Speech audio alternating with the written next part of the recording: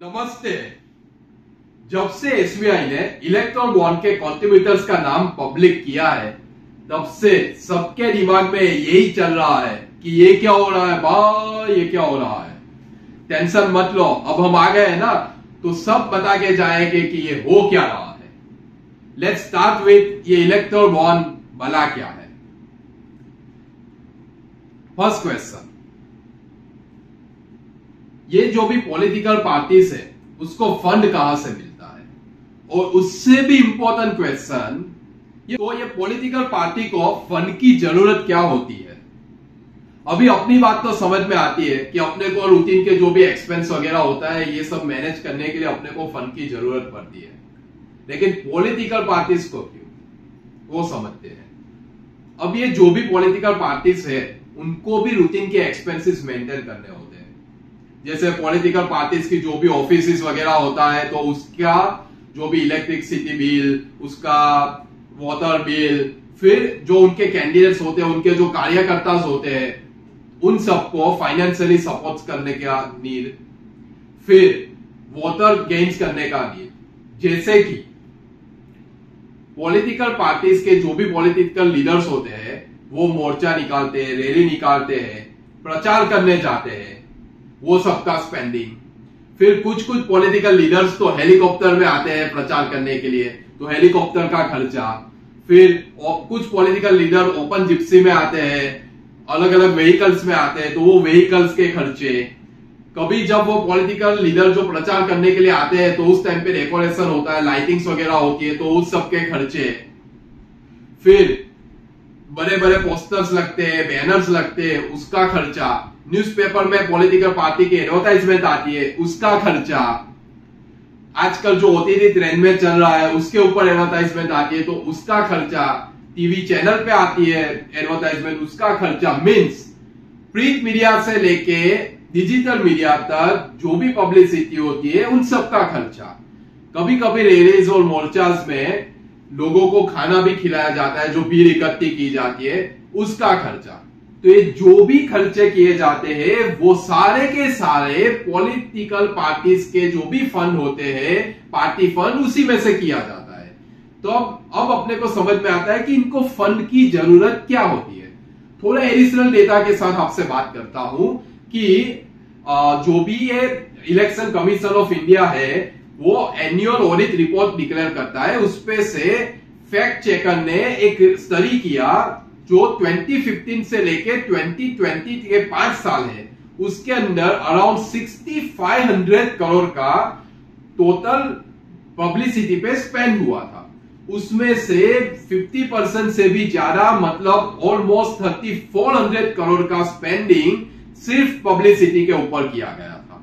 अगर हम political parties की बात करें तो यही ड्यूरेशन में 2015 से लेके 2020 के 5 साल में बीजेपी ने ऑलमोस्ट 55% यानी कि 2000 करोड़ के आसपास का खर्चा एडवर्टाइजमेंट और पब्लिसिटी में किया है। फिर उन्होंने ऑलमोस्ट 15% का एक्सपेंस ट्रैवल में, अराउंड 11% का एक्सपेंस जो भी है उनके कार्यकर्ता है, कैंडिडेट्स है, उनको फाइनेंशियल सपोर्ट में, और अराउंड 7% का एक्सपेंस मोर्चा रैलीज निकालने में किया था। सिमिलरली अगर देखें तो उसी 5 साल के ड्यूरेशन में 15 से लेकर 20 तक में कांग्रेस ने ऑलमोस्ट 40% पब्लिसिटी पे ऊपर और अराउंड 17.5% का एक्सपेंस ट्रैवल के ऊपर किया है। अब let's take a first question कि ये फंड आता कहां से है। सबको पैसों की पड़ी होती है, तो अब देखते हैं ये फंड आता कहां से है। अभी तो आंसर ये है कि जैसे मैं हूं, आप हो, कोई कॉर्पोरेट बॉडी है, उन सबको किसी भी पॉलिटिकल पार्टीज को कुछ फंड देना होता है, कुछ फाइनेंशियली सपोर्ट करना होता है, तो हम लोग ये फंड उनको डोनेट कर सकते हैं। तो उसमें आता है कोई भी Indian citizen, HUF, corporate body, any kind of the entities जो पॉलिटिकल पार्टीज को सपोर्ट करना चाहती है, वो सब पॉलिटिकल पार्टीज को फंड दे सकती है। ठीक है। अब ऐसा तो होगा नहीं कि मैं किसी पॉलिटिकल पार्टी के ऑफिस में जाऊंगा और उनको सीधा बोल दूंगा कि ये लो भाई 50,000 रुपये मेरे को आपको डोनेट करना है और आप ले लो मेरे तरफ से डोनेशन। ऐसा नहीं होता है। जैसे देश डिजिटलाइजेशन की तरफ मूव हो रहा है, वैसे कि ये जो भी डोनेशन है वो डिजिटल फॉर्म में होता है, तो उसी के लिए ये इलेक्ट्रोल बॉन्ड जो है उसको इश्यू करना पड़ा, उसको लॉन्च करना पड़ा। ठीक है, अब मैं उसका थोड़ा बेसिक मैकेनिज्म आपको समझाता हूं कि ये वर्क कैसे करता है। तो ये जो भी इलेक्ट्रोल बॉन्ड है वो एक बैरल चेक की तरह है, मतलब जिसके पास जो भी पॉलिटिकल पार्टीज के पास आया वो उसकी ऑनरशिप का। ठीक है, अब क्या होता है कि ये जो भी इलेक्ट्रोल बॉन्ड है वो स्टेट बैंक ऑफ इंडिया की जो भी ऑथोराइज ब्रांच है, सब ब्रांच नहीं, जो भी ऑथोराइज ब्रांच है वहीं से आपको इश्यू किया जाएगा, और उसका जो डिनोमिनेशन होगा वो 1000 rupees, 10,000 rupees, 1 lakh rupees, 10 lakh rupees और 1 करोड़ का डिनोमिनेशन में आपको वो बॉन्ड मिलेगा। मीन्स कि अभी मुझे 10,000 रुपीज का डोनेशन करना है किसी पॉलिटिकल पार्टी को, तो मैं एसबीआई की ऑथोराइज ब्रांच में जाऊंगा, उनको बोलूंगा कि भाई मुझे 10,000 रुपीज का पॉलिटिकल पार्टी को डोनेशन करना है, तो मुझे इलेक्ट्रोल बॉन्ड जो है वो इश्यू करके दो। तो वहां पे मुझे अपने केवाईसी करना पड़ेगा, मुझे जो भी अपने आइडेंटिटी प्रूफ है जैसे कि आधार कार्ड, पैन कार्ड, वो मुझे सबमिट करने पड़ेंगे। उसके बाद मुझे एक सर्टिफिकेट मिलेगा जो आप आपकी स्क्रीन पे देख सकते हो, सैंपल सर्टिफिकेट। वैसा सर्टिफिकेट एसबीआई मुझे इश्यू करेगा। वो मुझे 15 डेज के अंदर, ये याद रखिएगा, 15 डेज के अंदर मुझे पॉलिटिकल पार्टीज जिसको मैं डोनेट करना चाहता हूं उसको मुझे सबमिट करवाना है, और वो पॉलिटिकल पार्टीज को भी उसी स्टिपुलेटेड 15 डेज के अंदर वो फंड को एनकेस करना पड़ेगा।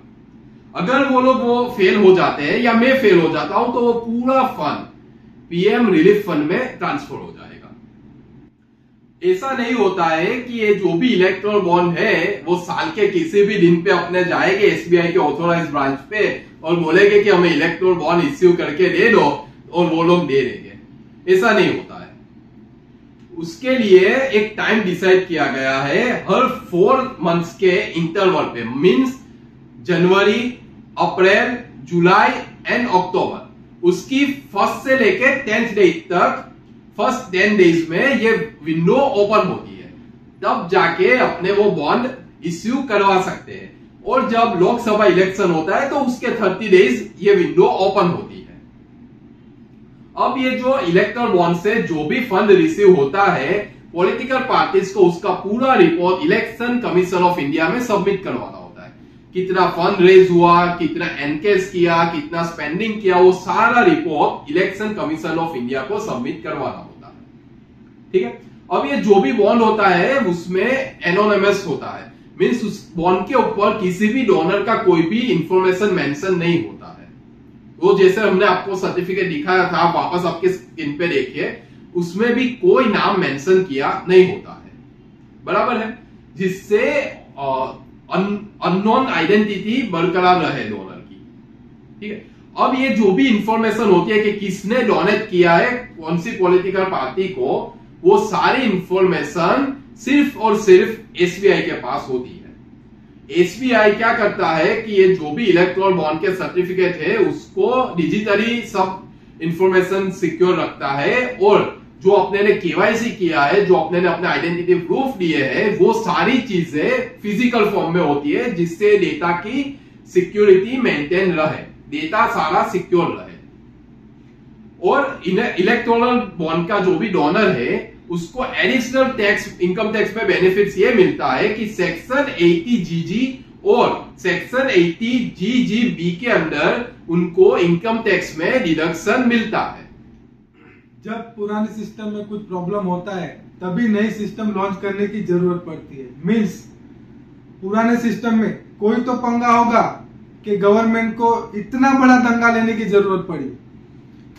पहले 20,000 या उसके ऊपर का जो भी डोनेशन आता था, पॉलिटिकल पार्टीज को उसके डेटा और इंफॉर्मेशन सेव करने की जरूरत पड़ती थी, और 20,000 से कम के जो भी डोनेशन आते थे पॉलिटिकल पार्टीज को उनके इंफॉर्मेशन सेव करने की जरूरत नहीं पड़ती थी, और वो सारा इनकम फ्रॉम अननोन सोर्स कहलाता था।